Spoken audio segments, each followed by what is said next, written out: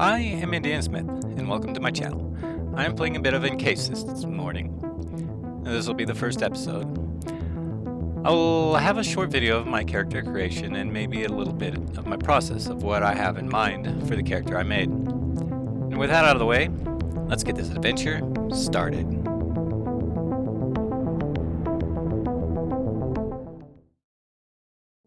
"1971. We woke up in a different world, where the Cold War ended along with the Vietnam carnage. All because of the Dome.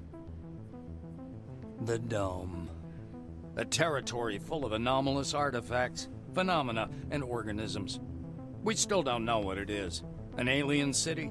Some kind of a testing ground or storage? Whatever it is, no living thing trapped under the Dome can escape it. Yet even this did not stop the research. The major powers created the Cronus Megacorporation to develop and explore the Dome. Its secrets became a lucrative business.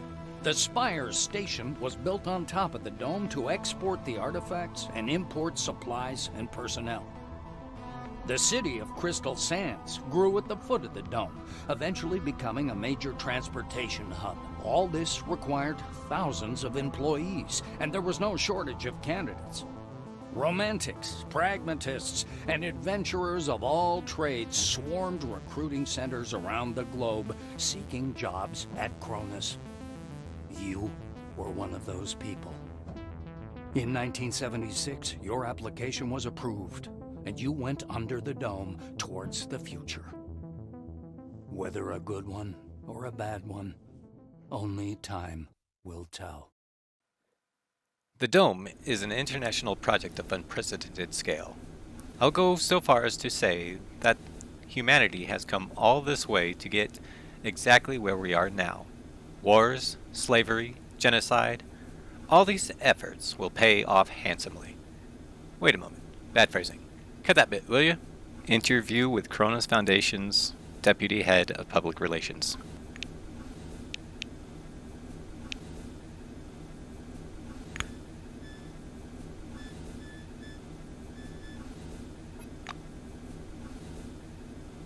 A guy wearing thick spectacles thrusts out a sweaty hand. Monty James, Silverwing. He glances down at your badge. Ah, it's you. I found your file extremely interesting, and your CV, wonderful.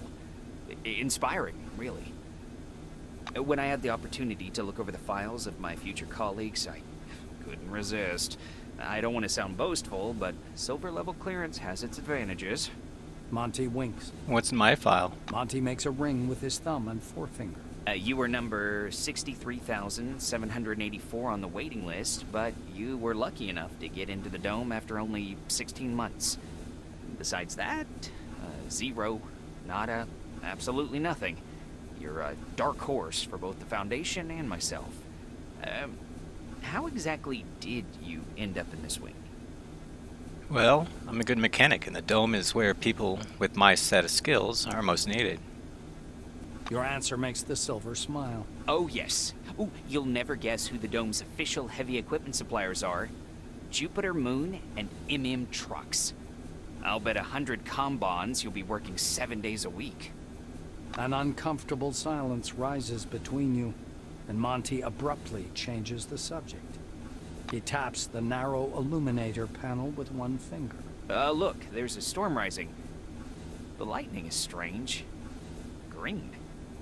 Should lightning be green? This is my first sandstorm.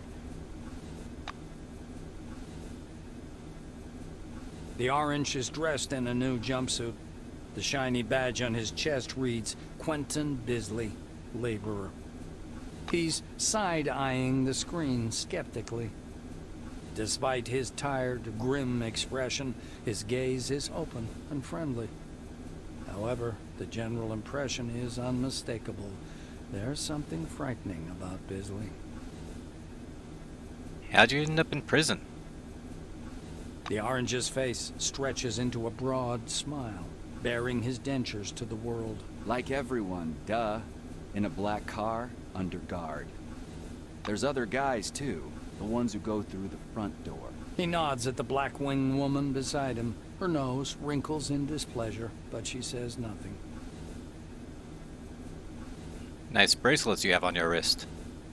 Quentin raises his hands to examine the devices. They call them humane handcuffs. How about that? Truth is, there ain't nothing humane about them. They zap you real hard the moment you get your hands on a gun.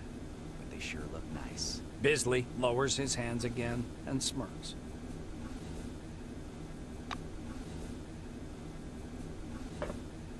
A tall woman is watching an ad playing on the monitor, arms crossed. The polished to a shine badge on her black overalls reads Elsa Olafson, Security Service. She glances at you and offers her hand in a businesslike manner. Greetings. Please take all necessary precautions. By that I mean, don't turn your back on him. Elsa nods at the orange. What's so dangerous about this orange? I just follow orders. Even if his crime was embezzlement, I have to keep him cuffed. Those are the rules. Olafson shrugs in a sharp, mechanical way, as if racking the slide of an assault rifle. Our friends from the administration didn't deign to inform me about this man's record. Could be I'm escorting a serial killer. It's corporate policy, you know. She gives the silver a vengeful look. Later. A man with a mustache and a blue jumpsuit is standing at the window, studying the construction site below through the occasional break in the clouds. His badge reads Igor Patan, planner. The blue taps on the glass with one finger and gestures you to come and take a look. Seems like he doesn't speak English.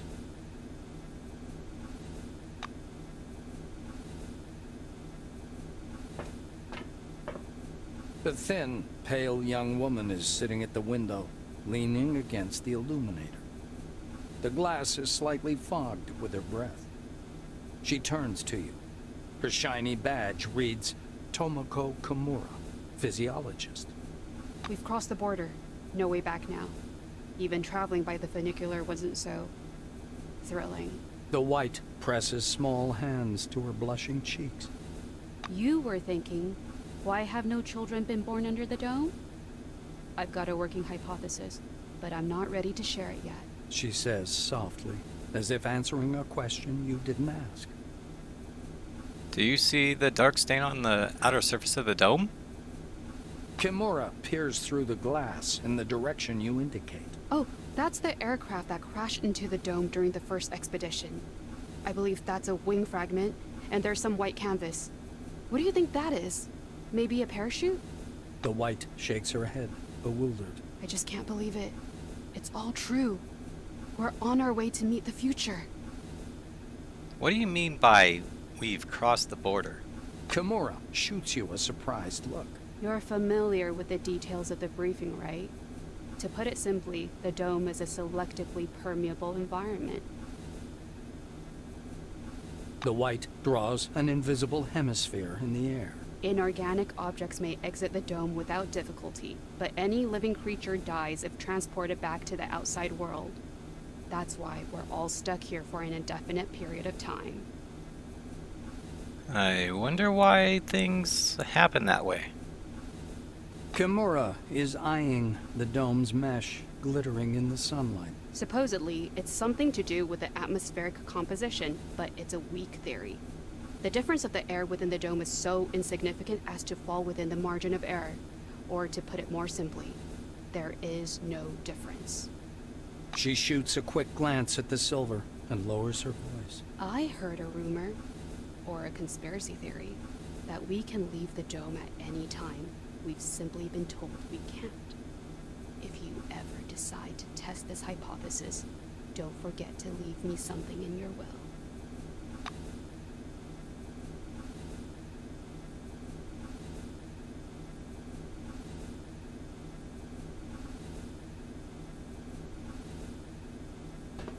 Stopping by the door's porthole, you watch as the ground slowly approaches. It looks brown-black through the tinted glass and smoky blue at the horizon. It almost seems like the clouds are pulling apart there. Your eye is drawn to the cluttered eastern section of the dome, where you see a block of warehouses and something resembling an observation deck. The real dome doesn't resemble its image from the ads at all. There are no snow-white cities or vast highways to be seen here. Looking more closely, you can make out a single, lonely road leading north. A few sheds, a radar installation, and the glittering antenna of a radio tower emerge from the mists. Yes, engineers will have plenty of work here. Just as you're about to move away from the window, you notice a whirlwind beginning to form above the ochre plain. The gathering storm drifts unhurriedly above the desert, a crown of green lightning flashing at its core. Clearly no ordinary weather phenomenon. It must be one of those anomalies. You freeze by the window, unable to avert your gaze. The outlines of the landing site, blurred by clouds of dust, appear behind the greenish glass of the porthole. The capsule shudders as the braking devices engage. This is the end of a Cold War.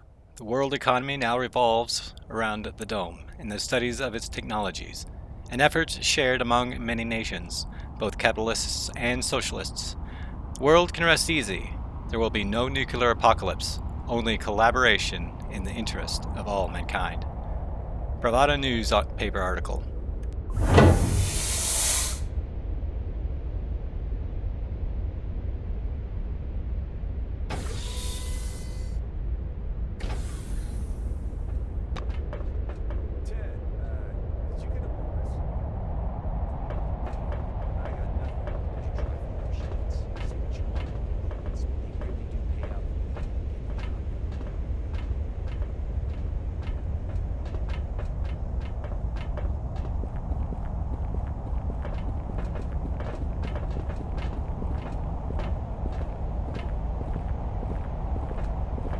Come here.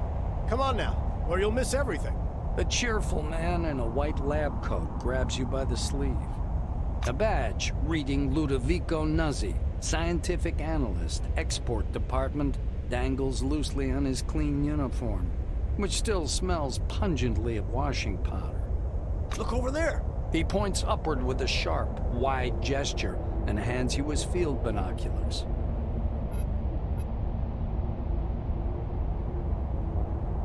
You raise the binoculars to your eyes. Under fourfold magnification, the whirling cloud above the rust-colored plains looks even stranger. Its core glows with flickering green light and flashes rhythmically, and that rhythm seems to form a complicated pattern. Nuzzi bends close to your ear. Fascinating. Do you want me to bring some filters? If we intercept the red and blue spectrums, we'll see something amazing. It's like a signal, some kind of message. Without tearing your gaze away from the binoculars, you turn around slowly, studying the dome's horizon. It's somewhat unexpected that the dome looks horribly empty. Your eyes find some construction pits dug directly in the sand, and concrete blocks laid beside them.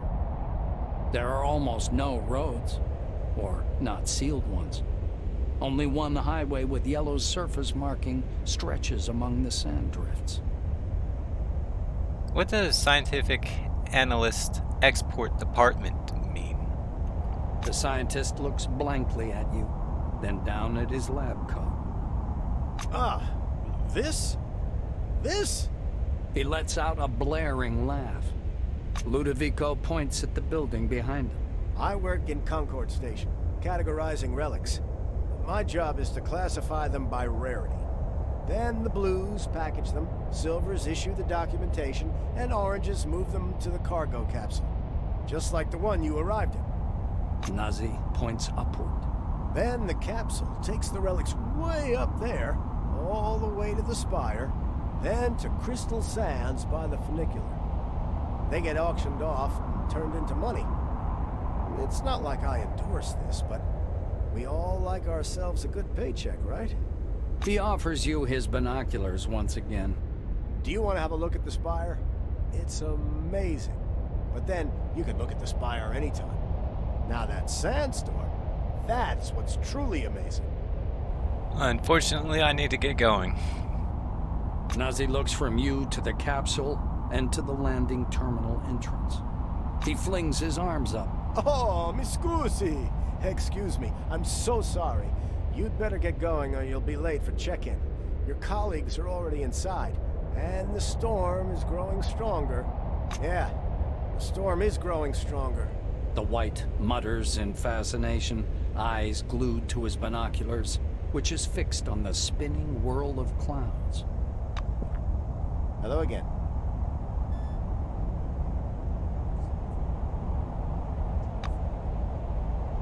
See ya!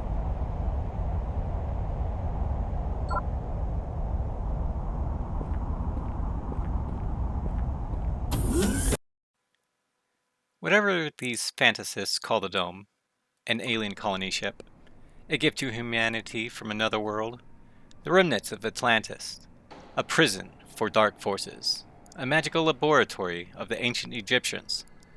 Personally, I think the definition doesn't matter. What we are going to do with it, that's what matters. The Universe Talks broadcast.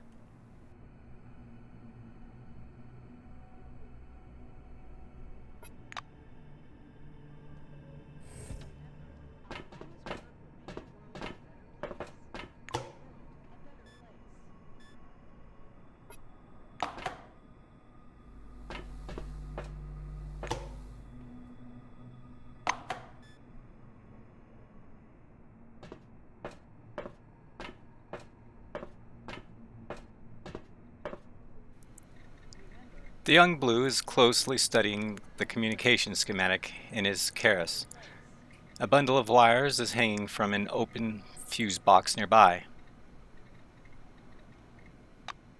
He smells strongly of cheap cigarettes. His shiny badge says, Tuen Yuen, communications engineer. Well, hello there. He looks away from his screen, offering his hand. Hello, can I help you? What are you doing? He taps lightly on its screen. I'm trying to calculate the optimal route for telecommunication cables. The cables connect the entire dome. Here at Concord, they form a hub and run up to the spire. Yuen's face turns very serious. The cable is the only thing connecting the dome to civilization. And if it happens to break... The engineer looks at you meaningfully. Therefore, my mission is to ensure a stable connection and secure line, which is impossible without the proper documentation. The way they're doing it is a shame. A person could do time for that back where I come from.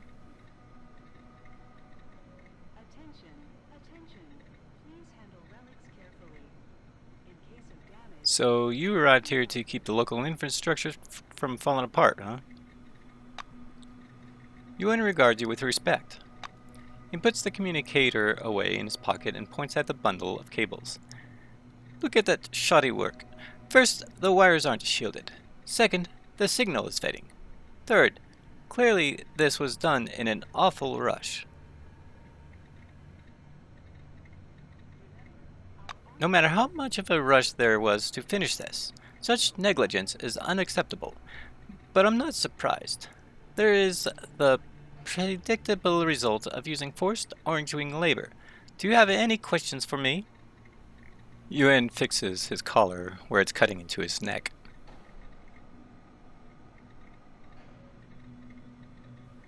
What can you tell me about the Concord? Yuan tugs at the blue collar cutting into his neck. The idea itself is impressive, but the execution suffers from some failures. It's obvious the capitalistic system is obsolete and cannot support such grand-scale projects. Well, I think I've learned everything I need to. Thanks. And I'll leave you to your work.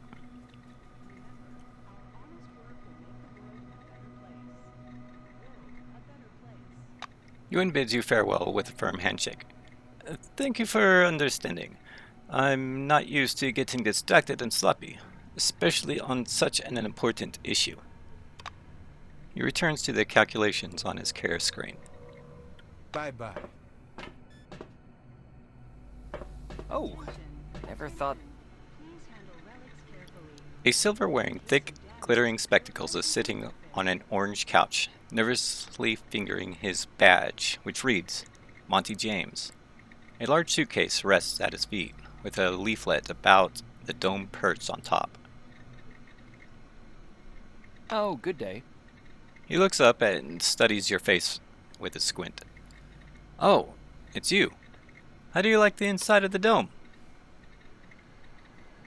Not enough time has passed for me to get a clear enough impression. Monty stares moodily down at his suitcase. My first impression is unfortunately not very positive. They forgot to add my name to the new recruits manifest. Can you imagine? I can try to register you in the terminal myself. Monty looks up from worrying a hangnail. Are you for real? That would be incredibly kind of you. Maybe my optimism about this place and the people working here was justified after all. You've evidently cheered him up quite a lot. Have a good one.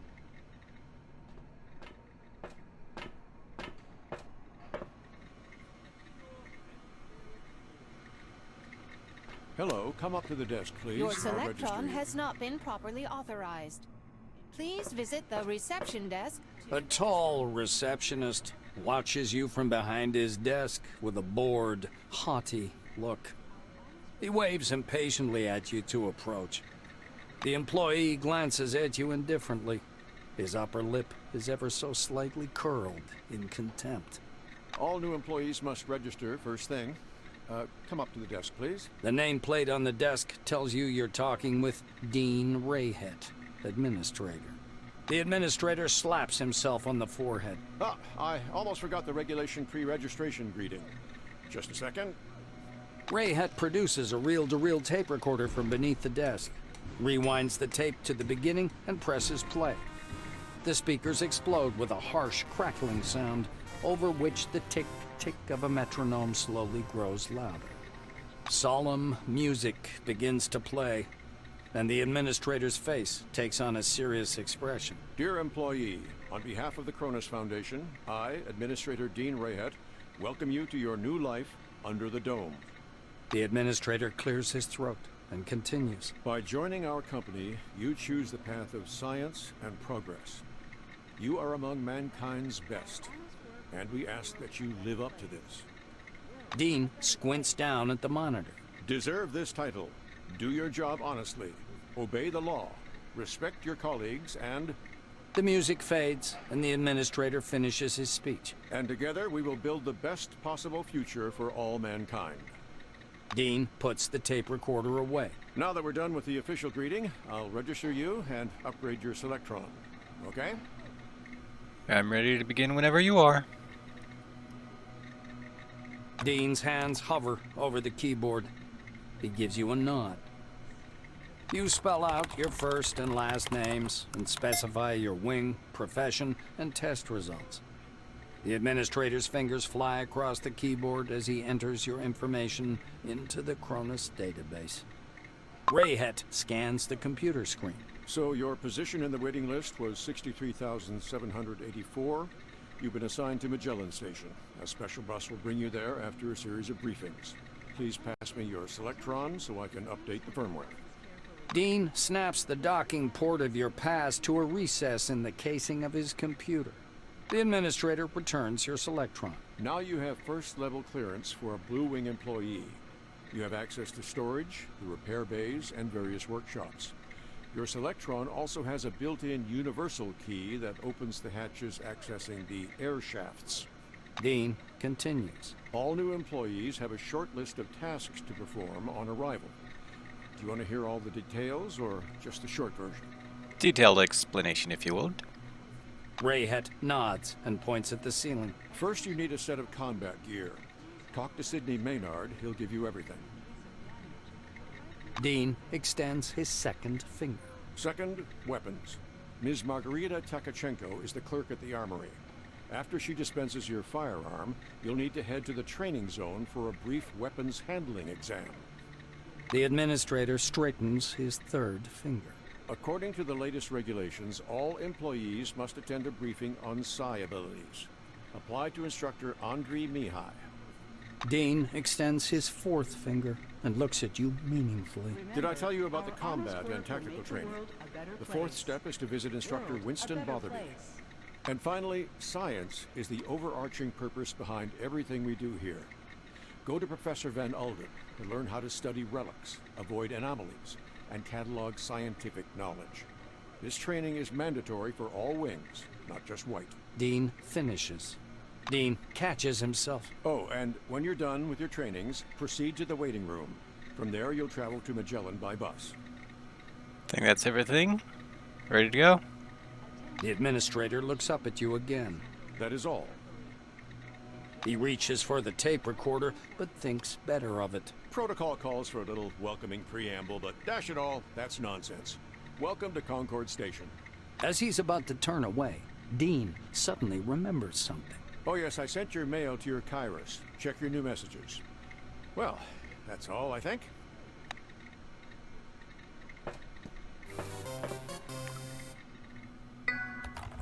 The Kronos logo flickers pale blue on the terminal display. Let's see. Registration of Monty James. You enter Monty James data into the system, noting that the registration form for Silvers has several extra fields. Apparently, Kronos sees its managers as a special caste. Once you've double-checked your input, you press send. With a beep, the system accepts your data and redirects you to the main menu. Main menu, Users page. Greetings, employee. Please enter a command to select an option. Download. Download your personal mail to your Kairos. News. Read the latest Kronos news. Stat. Check your employment status. Log out. Log out. Let's go ahead and check the news. A mishmash of symbols fills the screen. Taking a closer look, you realize the characters represent a photo. The image depicts a flaming ball floating above a laboratory bench. 3 figures stand behind it, scientists presumably, but you can't make out their faces. Let's go ahead and read the article. The image of the scientists and the relic is replaced with text. 5 years in the future, humanity celebrates discovery of the Dome Day. You skim the article, mostly a chest-thumping exhortation on the supposed future of human civilization. Time to go back to the menu. Let's go ahead and check the stats. Query executed. Flash on the screen followed by the text. Department, Blue Wing. Clearance level 1. Assignment, Procedural Actions. Receive uniform and weapons. Complete military training. Complete scanning training. Report to administrator. Guess there's nothing for me to do but log out.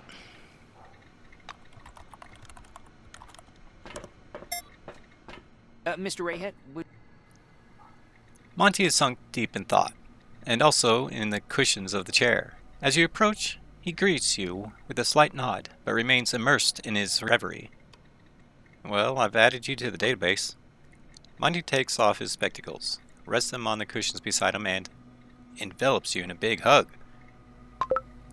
He puts his glasses back on. Thank you for such an impressive example of cooperation with a stranger. Perhaps the Dome really is a special place. come back again.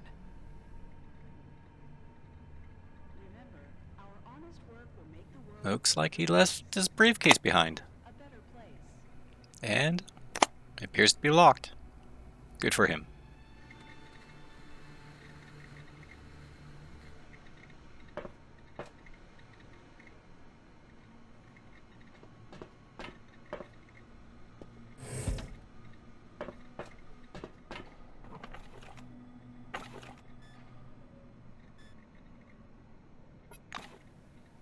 may come in handy. Might as well take it, as well as anything else I may find, such as these handy lockpicks.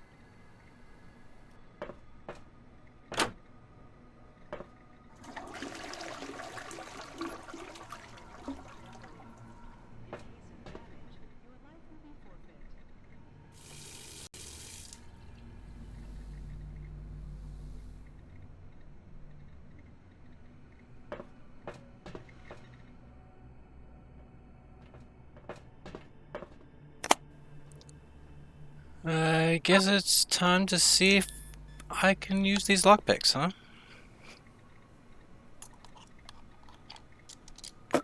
And voila. I guess I'll take this as payment for helping him out, since he didn't want to take it with him. It's a pure engineering miracle.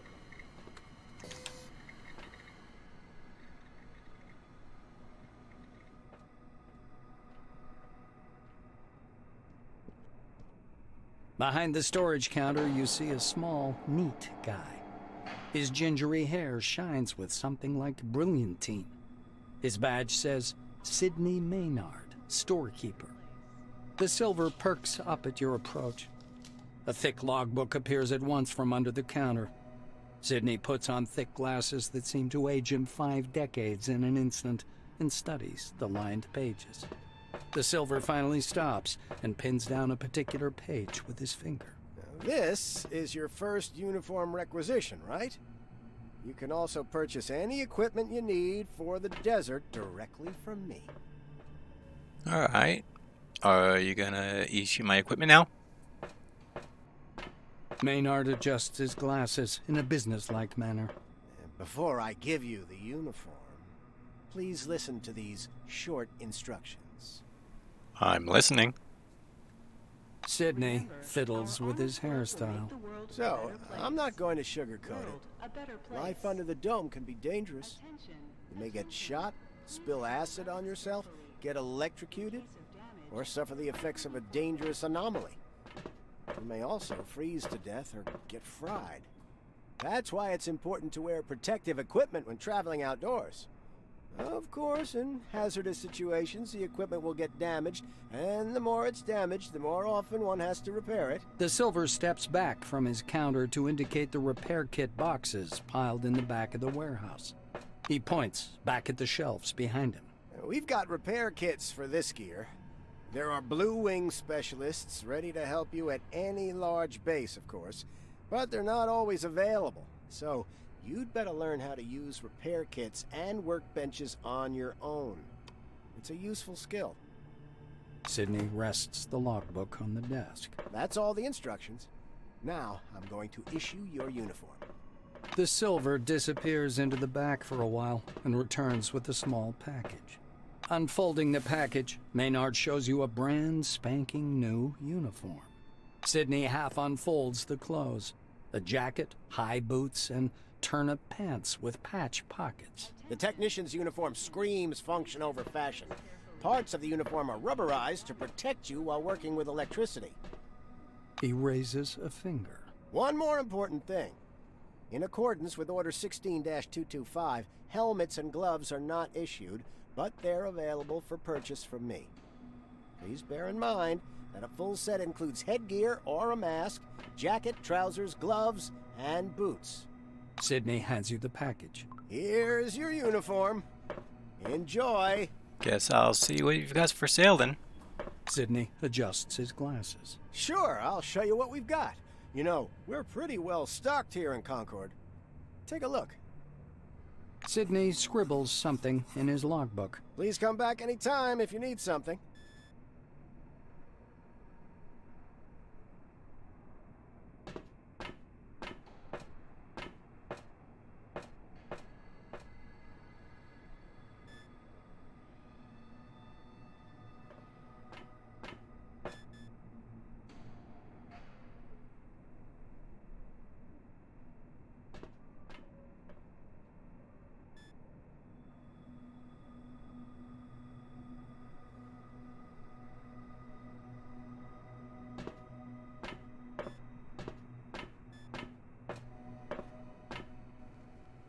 Attention, attention.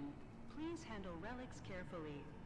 In case of damage, your life will be forfeit.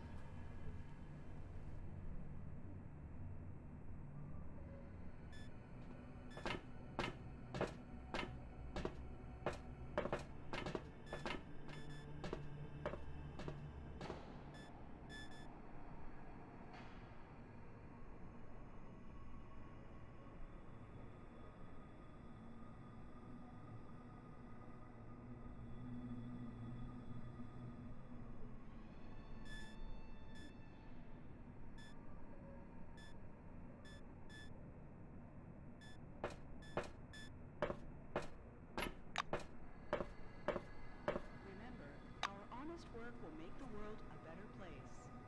World a better place.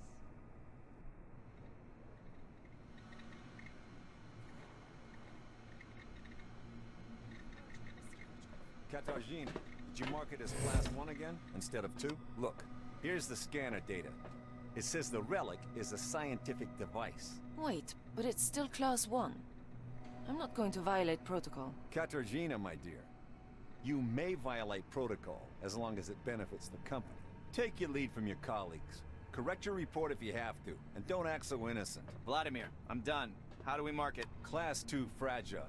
Tell Noyan the relic should go out with today's flight. Think about it.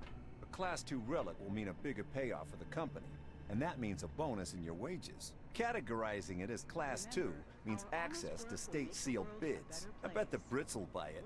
They're always trying to one-up us. All right, Mr. Krashkov. I'll correct my report. Carl, add sealed bids to the marking. That was an interesting conversation.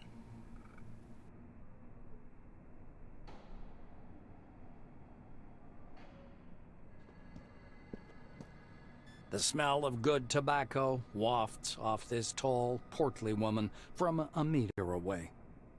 A black lacquered pipe, an open logbook full of signatures, and a metal flip calendar sit on the counter in front of her. A small nameplate reads, Margarita Tkachenko. The woman fixes her coppery hair with one hand and casually lights her pipe. To what do I owe the pleasure? Her voice is deep and gravelly. I'm here for my personal weapon. Margarita thumbs back a couple of pages in her logbook. I see. This was your first receipt. She glances at her Kairos, looks at you, snorts, and retreats to the shelves. A couple of minutes later, Tkachenko returns holding a small pistol. She puts the gun on the counter and strokes the Bakelite grip with a strange affection. Pistols are good. Not for everyone. One needs a special skill set. The black draws the slide with a snap, pops out the magazine with an almost imperceptible movement, and slams it back in place. It's reliable. Has a nice heft, too, so even if it jams, you can always smack him on the head with it. Tkachenko slides the pistol across the counter. Margarita drags on her pipe and releases a puff of thick, yellow smoke. I see you know the rules and won't cause problems. What kind of drawbacks does this weapon have? Tkachenko tamps down her tobacco. Nice accuracy, but the stopping power is too low to call it a killing machine. Still, it's an all-around excellent weapon. And the service on the weapon? The black points at a poster on the wall behind her. Can you see what's written there? Clean and oil. I have nothing to add. Appreciated. The armorer shrugs, puffing indifferently on her pipe. It's the least I could do. We have a requisition list from the Silvers. For free, you receive only rubbish. If you want the real deal, check out the weaponry shop. Or me. Leaning over the counter, the black points somewhere off to one side. Now it's time for your training. Botherby is already waiting for you by the big gate. He's a bit dotty, but a good man nonetheless. But before the training zone, go see that wizard guy with his toothpicks. Be careful around him, though. Don't let him pitch you a line. Psychic my ass. She winces in disgust.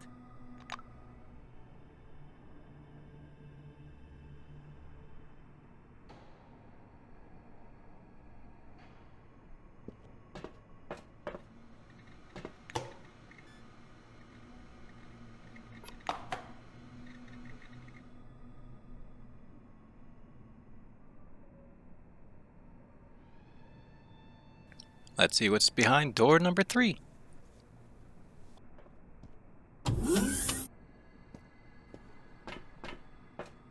A lean silver with thick black hair and a huge cigar clamped in his teeth is sitting in front of you. As you approach, he flashes a sly grin and slowly raises an outstretched hand above the table. Something really weird happens.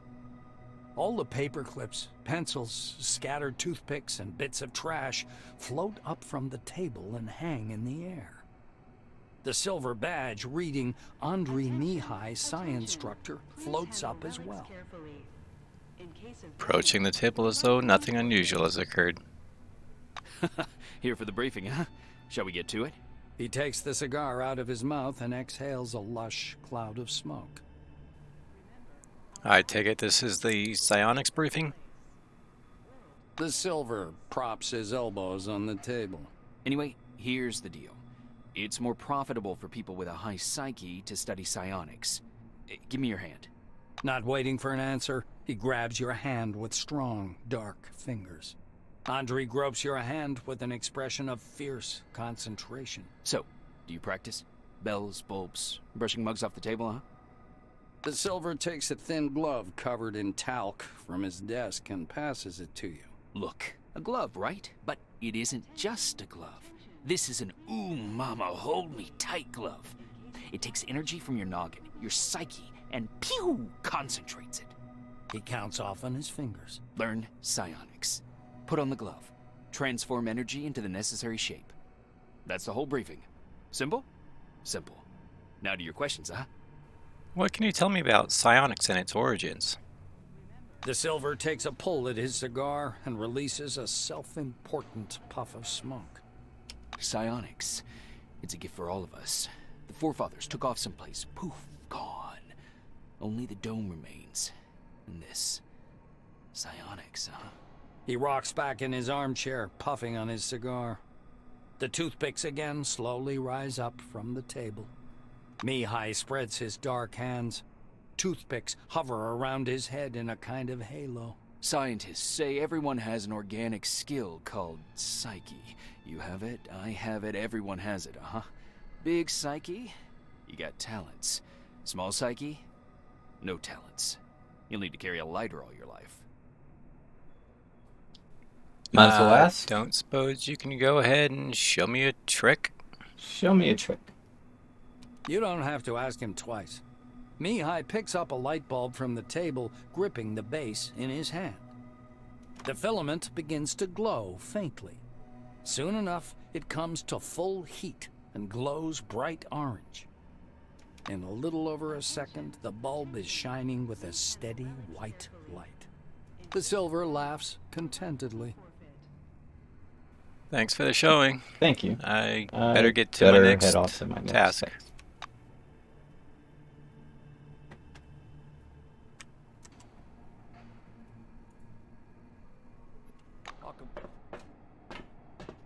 An engineer in a bright blue jacket is tinkering with the door lock, cursing under his breath non-stop. Blowing a curly strand of hair off his forehead, he turns to you. You're a newcomer, right? It's a straight-up open house here today. He offers you his hand. According to his badge, this is Maxim Penkovsky, technician. The technician slaps the door with one hand. You have to wait until I'm done. Some orange jammed up the lock with chewing gum just for a laugh. They're like animals, those oranges, marking their territory. If you ask me, they're too gracious about those bastards in Crystal Sands. Is there another route to the boarding area? Penkovsky chuckles. Looks like you don't get it. Tons of relics pass through Concord. The base is laid out to make everyone walk a single route, with the top level as separate as possible from the bottom. You get the memo? He turns back to the lock. So in the meantime, take a load off. Have a coffee. Loosen up. Watch the storm through the window. You'll be seeing a lot of those out here. Maxime extracts a thin, sharp, precision probe from behind his ear and dangles it in front of you. Though there's another way. You want to learn something about picking locks? It's a useful skill in all sorts of situations. He looks at you expectantly. Sure. Always willing to learn new things. Always willing to learn new things. The Blue's getting excited. All right, looky here. Penkovsky presses his pick lock, and an odd device resembling a hybrid of a screwdriver and a can opener into your hand. Using a mechanical pick lock is easy peasy. No special skill required. They wear out after a few locks. While the old-fashioned kind is another thing entirely. Cheap, one use. But one has to know how to use it right. That's a tool for a master. Maxime takes out another pick lock and crouches by the door.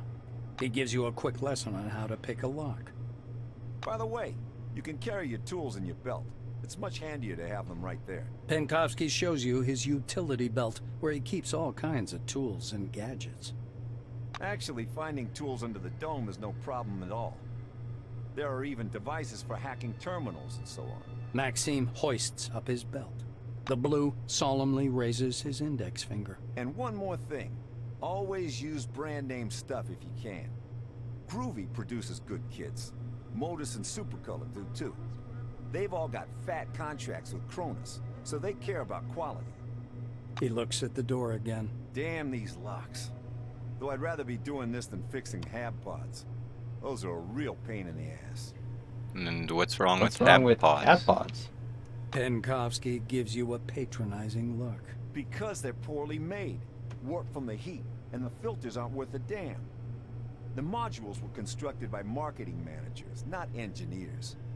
Building a city in the desert was also their idea. This project is all about PR. Cronus wants to show the world how tough they are. Thank you.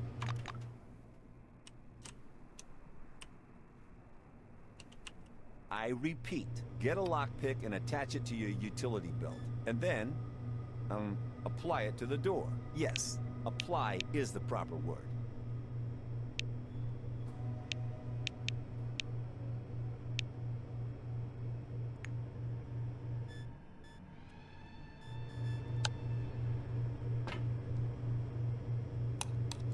I repeat, you're doing great. All right, off you go.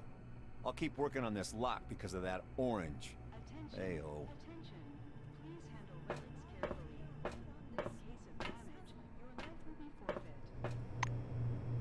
I don't know about you, but I'm sure I'll come here Welcome under the dome, an amazing excursion to a world of new technology and the riddles of an ancient civilization. Listen to this information. This desk is a bit different from the others on this floor. This desk is a bit different with a thick layer of cellular glass. It's covered with a thick layer of cellular glass treated with luminophores. Every point of the surface emits a weak yellow light. Every little some of them glowing brighter, some emits a weak yellow light. Some of them glowing brighter, some dimmer. The worktop has a huge built-in digital display. Rows of glowing points form a detailed map of the area under the dome. You touch the screen with your fingertips. And the static makes your hair on your arms rise. All right, let's take a look to the north. The image pans down and zooms in slightly to display the northern territory. This is the most developed part of the dome. Three highways lead from the corridor, the observation deck, and the city. The D11 highways lead from Cincinnati to Magellan Station, Nashville, observation deck, and the city here. The D11 Bremen, C13 Cincinnati, and the C12 Nashville. Objects are also located here. Audio guide. Speakers hidden within the table come to life. In the north are the first autonomous living and research bunkers. And in a couple of years, you'll find a real city in the location. The city, not the city with a capital C. This will be the ultramodern light of civilization. Every utopia to which every city on Earth will aspire. All right, let's look to the south. The desert to the south is colored a bright red. South is something huge and shapeless, resembling a poorly drawn star. Huge and shapeless, resembling a nearby poorly drawn star. casts its disjointed rays across the sand. Near the site designated 010-Ankara glows a blurry white.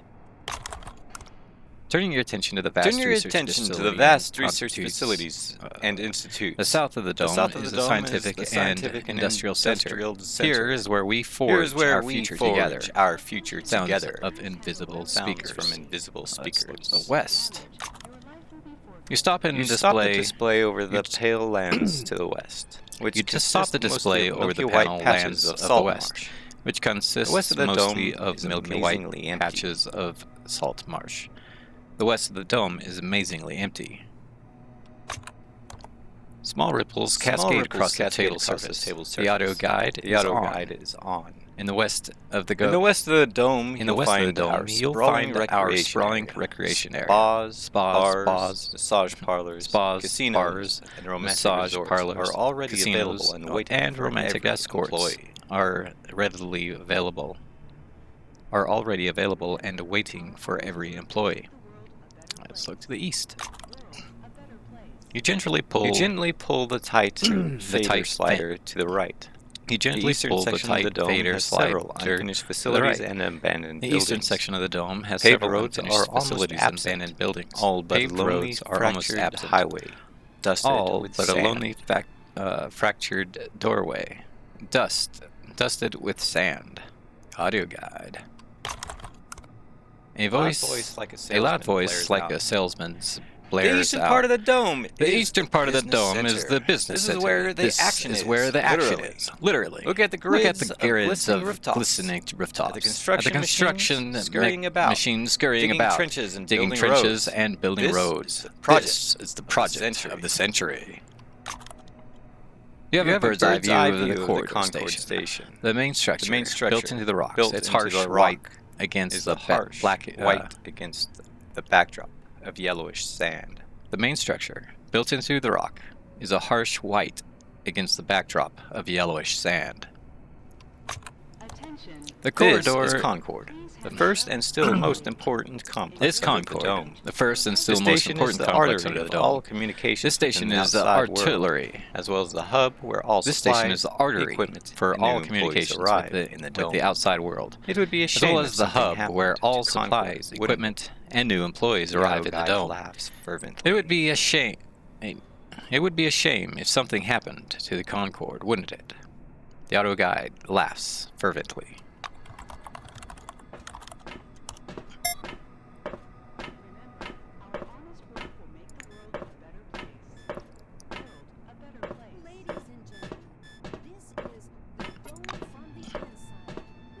Welcome Under the Dome, an amazing excursion to a world of new technology and the riddles of an ancient civilization. Listen to this information, useful for all wings, and receive a colorful leaflet.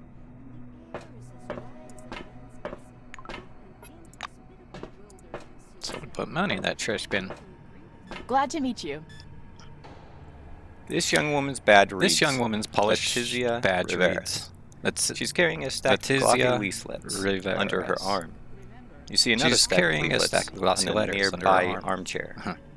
Leaflets. You see another stack of leaflets on a nearby armchair.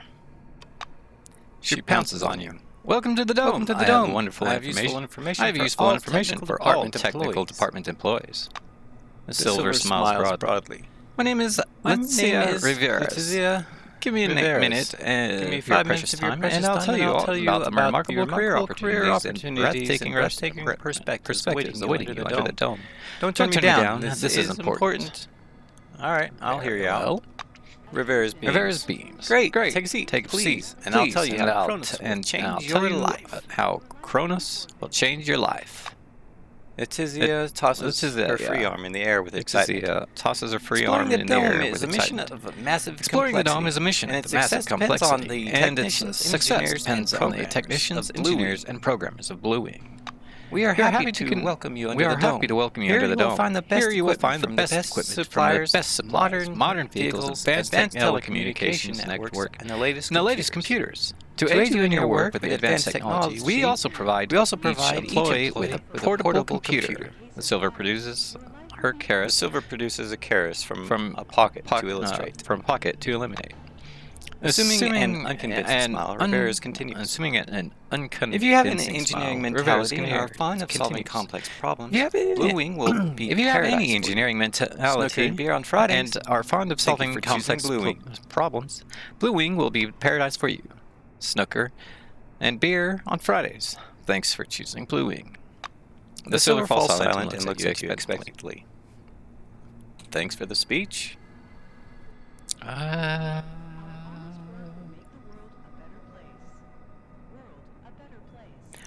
Thank you for the speech. Rivera's blushes slightly. I'm glad you liked it. I'm glad you liked it. Usually people don't see how important this stuff is. The girl offers you a colorful booklet. If you were honest and interested in speech, maybe you'd like to look through the leaflet. As your new home, and your new home, an exciting read for the entire family. As if.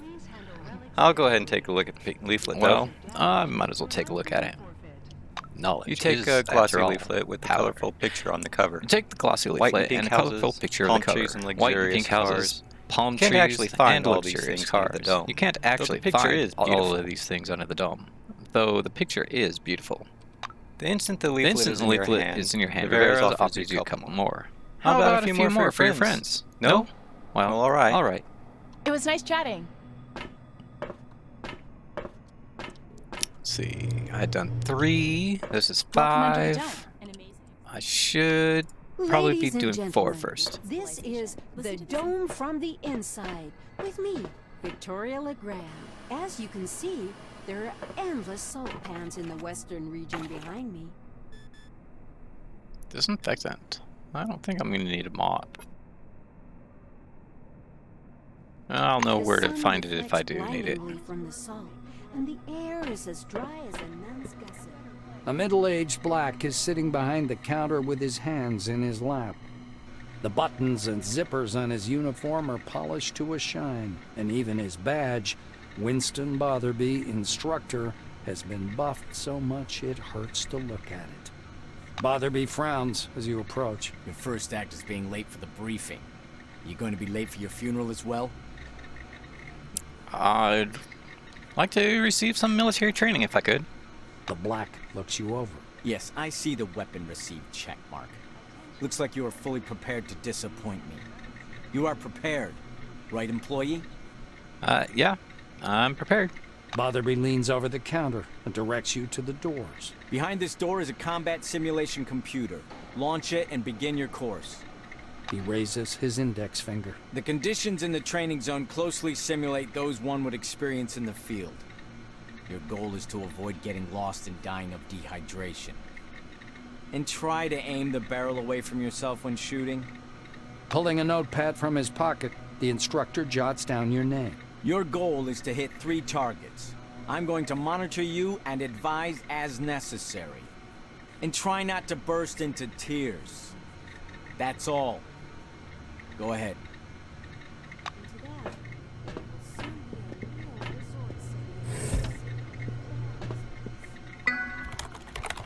Preparing for combat. Before entering combat, make sure you're prepared. Check your and your companion's health. Move your weapons from inventory to the hand slots. Load your gun if necessary. Prepare medicine to counter health damage. Consider the sequence of your actions and the direction of your attack.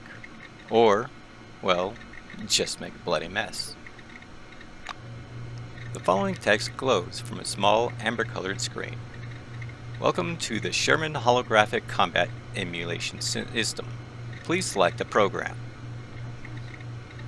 Enter Alpha to initiate the Alpha Squad hologram. The picture slowly changes. Looking closely, you can see the lines being rewritten one by one. Sherman System, Alpha Squad enters the battle. Proceed to the training zone.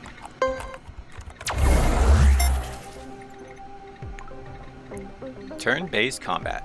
Encased has a turn-based combat system. The move sequence of your opponents, allies, and yourself is determined by initiative. Action points, AP, are spent on moving, using abilities, and attacking. If after performing all your desired actions you still have some action points left, you can spend them on increasing your defense class by clicking on the cover button, V key, or you can finish the current turn and save them for the next one, space key.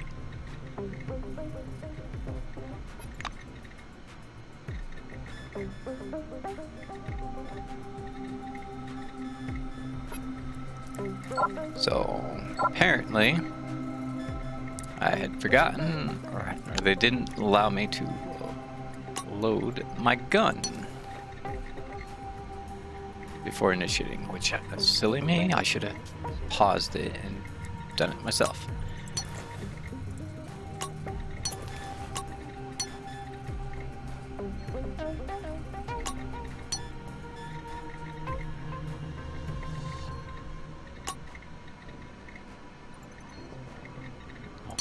Too many action points?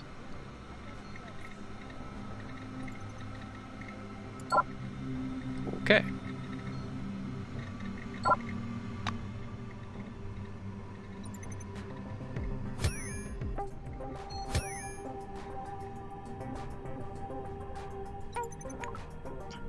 Environment and combat.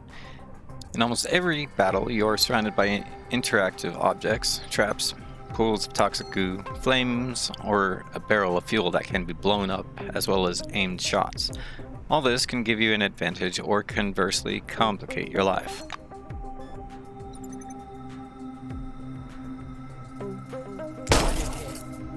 Can't help but say I'm stoked. Can't help but say I'm stoked.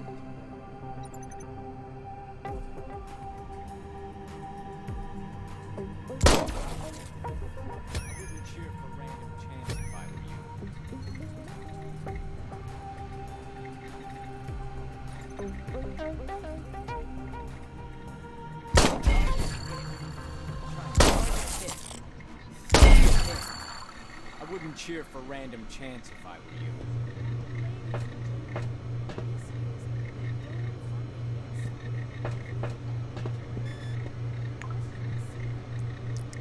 Dialogue with weapon drawn. Make sure you don't have a weapon drawn when you start talking to someone. Nobody likes to have a gun poked in their face.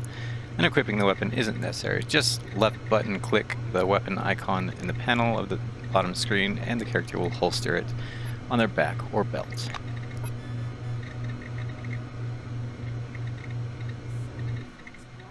From the salt, and the air is as dry as a nun's vessel, like an inhospitable wilderness. Alright, let's get my inventory straightened out. Should have done this before combat, but what's done is done. Don't know if this is going to do me any good, but I've got it.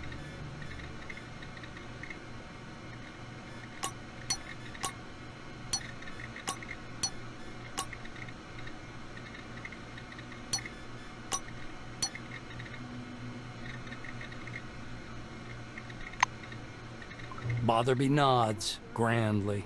You made it through training without making a total fool of yourself. Congratulations.